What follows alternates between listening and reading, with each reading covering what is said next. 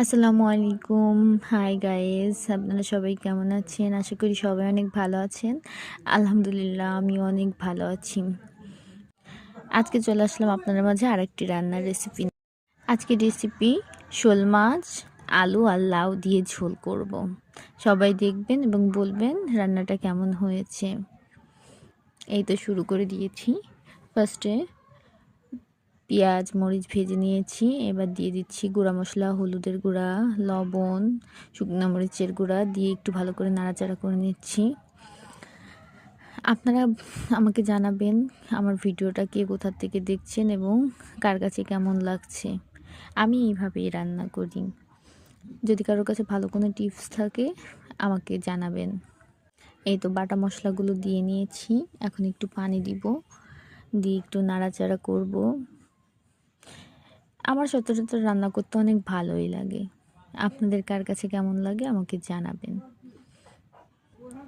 এই যে মশলাগুলো একটু ভালো করে নাড়াচাড়া করে নিয়েছি, এখন মাছগুলো দিয়ে দিব।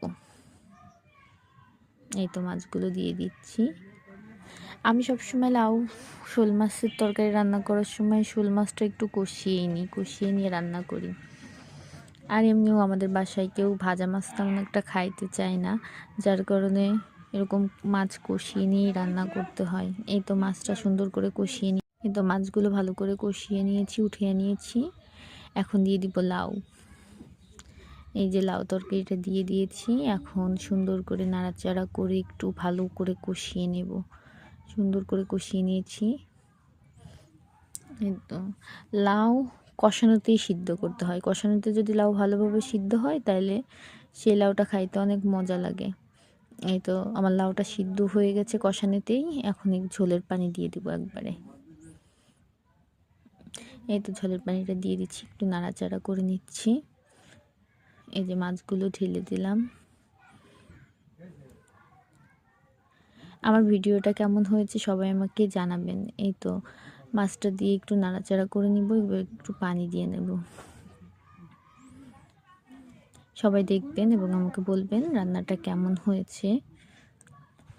আজকের মতো এই পর্যন্ত। একটু একটু জিরা গুঁড়ো দিয়ে দিচ্ছি লাস্টে, একটু ধনিয়া পাতা দিয়ে দিয়েছি। যাই হোক, আজকের মতো এই পর্যন্ত। সবাই ভালো থাকবেন, সুস্থ থাকবেন। আল্লাহ হাফেজ।